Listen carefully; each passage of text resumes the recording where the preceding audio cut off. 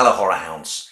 I know I said that we would start digging into David Cronenberg's filmography, and we will do soon, I promise you, but this weekend I took ownership of Arrow Films' Blu-ray release of the Bloodthirsty Trilogy, 3 Japanese vampire films from the early 1970s, and I just really want to talk about them. Incidentally, does anyone else who collects these Arrow Blues flip the cover? I appreciate that the fact that they all come with original artwork. I really appreciate the fact that they come with the original artwork, and I tend to flip it round and have the original artwork. It's, I guess, a throwback to the 1980s, looking at the covers in Blockbusters and other sort of VHS rental stores. Anyone else like that, or do you like the Arrow artwork?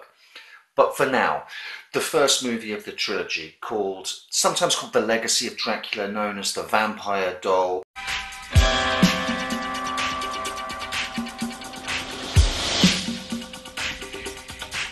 Whilst The Vampire Doll has got a fairly straightforward plot, I don't want to give away any of the plot details.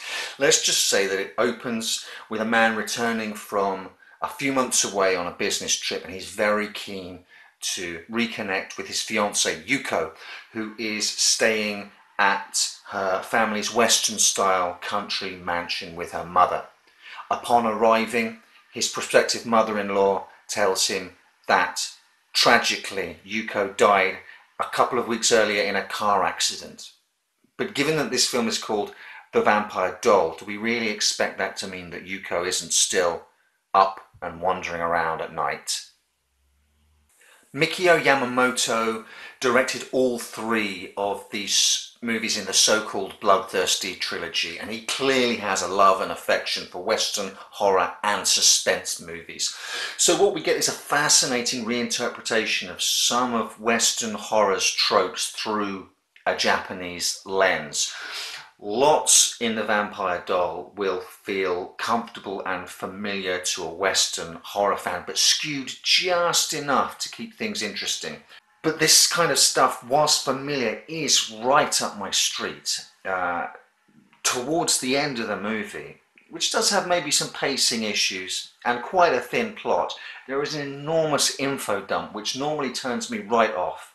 But the kind of information we're getting reads exactly like the old folkloric vampire stories that inspired all of the original vampire movies and novels. Varney the Vampire, Dracula, a dead relative seen again abroad. After their funeral, people start falling sick, people disappear. It's like the Blue for Lady section in Bram Stoker's Dracula, one of my absolute favourite sections of that novel, to the extent where anytime I watch a version of Dracula, they have to get Lucy right, or at least interesting, otherwise I consider it a failure. There are some cornerstones to a Dracula adaptation, and the Lucy portion of the story has always fascinated me. And The Vampire Doll is a little like Lucy's portion of Dracula that gets its own story. And by the way, I think that there is a film to be made which just focuses, not an adaptation of the whole of Dracula, barely even includes Dracula, but just focuses on Lucy's story, seduced, killed, turned, and then abandoned.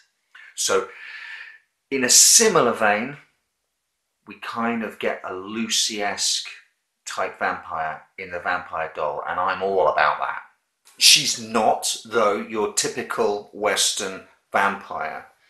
What she is really creepy, maybe edging into scary. Your mileage may vary, it depends. But her tragic backstory, her wicked smile, and those golden eyes. The sight of a vampire has perhaps not struck me like this since seeing the Glick brothers floating outside windows in Tobe Hooper's phenomenal Salem's Lot. There's a kill that incorporates a combination of sort of undercranking the camera and super quick edits, followed by an operatic Kill Bill level of arterial spray. It's just phenomenal. The Vampire Doll doesn't simply borrow from other works though. It takes familiar ingredients and cooks them up into something at once familiar and different enough to be, to my mind, effective. The vampire here is a weird sort of Venn diagram meeting of Western vampire lore, which doesn't really have a precedent in Japan's folklore tradition, and the Onryu, the vengeful ghost, which absolutely does. So whilst the film is clearly looking back a little at Hammer films, Corman, and maybe the current day Dark Shadows and things like that, which were on TV at the time, there is a feel to the vampire that looks forward to Koji Suzuki's Ringu and Sadako Yamamura. And not just the look and feel of the antagonist, there's an investigative element, a mystery to be unfolded, brought into the light, which is also present in Suzuki's Ringu. There's also the link of the modern day vampire curse to a historical familial tragedy, which again has notes which will echo in the future in Ringu and Sadako's story. Now, the vampire doll may be a little slow for some modern sensibilities.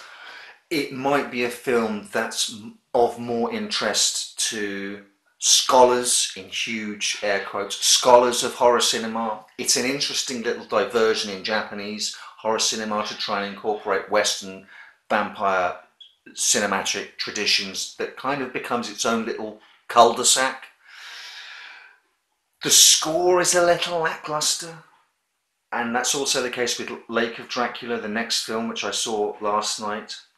And I strongly suspect that no one's going to stump up for this, but a newly commissioned score would go a long way towards amping up the creep and dread that is already there in this movie. It would just take it to the next level. There's enough here that is effectively creepy that the endeavour is entirely worthwhile.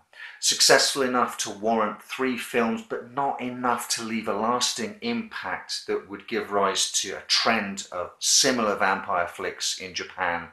These 3 films, this Bloodthirsty Trilogy, has become a real sort of curiosity, a real curate's egg, but one which I would suggest is well worth your time if you love vampire movies. It's hard to know why this approach didn't take off, get more traction in Japan, because certainly they were importing the Hammer movies. It's not like this sort of lusty gothic tradition wasn't an enormous hit worldwide, because it was. And perhaps, and this is just a theory, it's because these films aren't bolstered by a through line of a Christopher Lee, a Vincent Price, or a Peter Cushing figurehead for these types of movies. That's not to say the acting in The Vampire Doll is bad, it absolutely isn't, but the marquee names I've just mentioned certainly elevate all of the films they're in. When your Cushings, your Lees and your Prices are in great films, they're extra great. When they're in good or passable films, these guys, rising tides lift all ships is essentially maybe what I'm trying to say. In conclusion, if you're a fan of Lee and Cushing's Dracula movies, or Price's Poe movies with Roger Corman, and you've watched all of those a dozen times over, then The Vampire Doll can successfully put you back in that milieu and does a good enough job that it can be regarded as a viable rewatch amongst all of its more well-known progenitors. Next up, the in-name only second part of this trilogy. None of them are linked. We're going to be looking at Lake of Dracula.